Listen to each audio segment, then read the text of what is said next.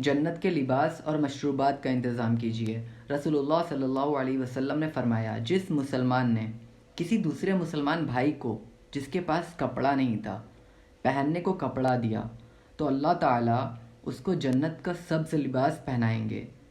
اور جس مسلمان بھائی نے دوسرے مسلمان بھائی کو بھوک کی حالت میں کھانا کھلایا تو اللہ تعالیٰ اس کو جنت کے پکے ہوئے پھل، جنت کے پھل اور میوے کھلائیں گے۔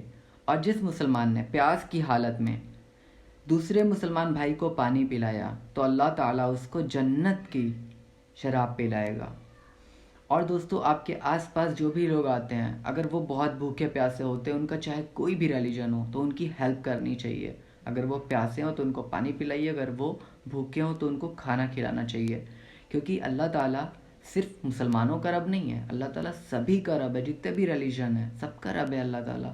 تو اسی طرح سے جو بھی آتا ہے اس کو کھانا کھلانا، پانی پلانا ہمارا فرض ہے، کیونکہ یہ سب ہمیں دیتا کون ہے؟ پیسے کون دیتا ہے؟ کھانا کون دیتا ہے؟ پانی کون دیتا ہے؟ دیتا تو اللہ تعالیٰ ہے نا۔